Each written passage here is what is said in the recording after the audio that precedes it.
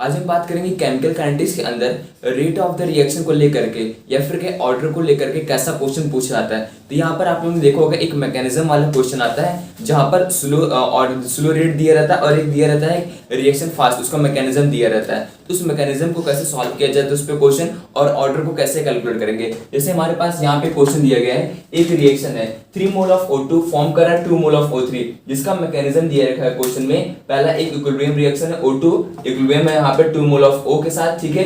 ये O और A दोनों अलग अलग है, ठीक है। एलिमेंट्री रिएक्शन है, ये भी एलिमेंट्री रिएक्शन है और ये भी एलिमेंट्री रिएक्शन है, ठीक है। क्योंकि जब हम लोग अलग अलग मैकेनिज्म लिखते हैं तो एलिमेंट्री रिएक्शन के अंदर ही आता है। देन सेकेंड स्टेप में क्या हुआ, 2 मोल ऑफ O2 O हमारा क्या है, कंबाइन कर 2 मोल ऑफ O2 के साथ और फॉर्म कर 2 मोल ऑफ O3, ये हमारा स्लो है, ठीक है।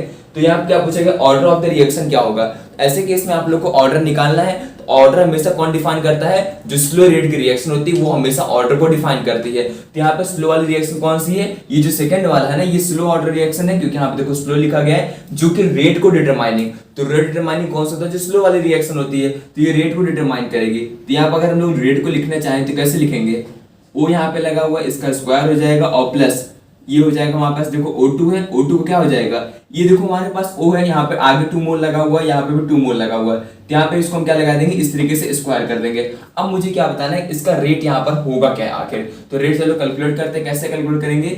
अब देखो यहाँ पर जो हमारी स्लो वाली ऑर्डर ऑफ द रिएक्शन है, यहाँ पर देखो क्या लगा, ये इसको हमको जो रिमूव करना पड़ेगा, ठीक है। क्योंकि हमको यहाँ क्या लिखना, ऑर्डर ऑफ द रिएक्शन को डिफाइन करना है, रेट निकालना है। तो रेट से ऑर्डर ऑफ द रिएक्शन निकलेगा दोनों का सम करके, तो इसको हमको हटाना पड़ेगा, ठीक है। क्योंकि जो रिएक्टेंट होता है और प्रोडक्ट उसी से मतलब होता है, इंटरमीडिएट्स का कोई रोल नहीं यहाँ पे। तो ये हमारा इंटरमीडिएट है, इसको तो हटाना ही पड़ेगा।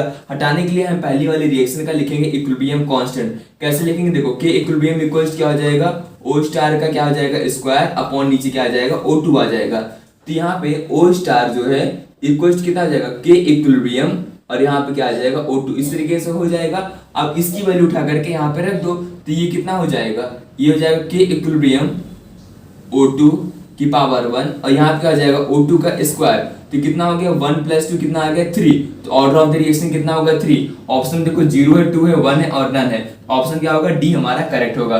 फिर से क्वेश्चन को ध्यान समझेंगे। ऐसे क्वेश्चन में मैकेनिज्म दिया रहता है, उस मैकेनिज्म सबसे पहले देखना होता है कौन सी स्लो ऑर्डर की रिएक्शन है, उसका रेट लिखना होता है। रेट में अगर इंटरमीडिएट आ रहा है तो आप लोग को इंटरमीडिएट को हटाना पड़ेगा, क्योंकि ऑर्डर को डिफाइन करने के लिए इंटरमीडिएट की जरूरत नहीं पड़ती है, उसका कोई रोल नहीं होता है। उसको हटाने के लिए हमने पहली वाली रिएक्शन का यूज किया और इसके लिए हमने इक्विलिब्रियम कांस्टेंट की वैल्यू निकाली। वहां से हमने O स्टार की वैल्यू को अलग कर दी इस ऑक्सीजन को, तो कितना हो गया K इक्विलिब्रियम O2 हो गया।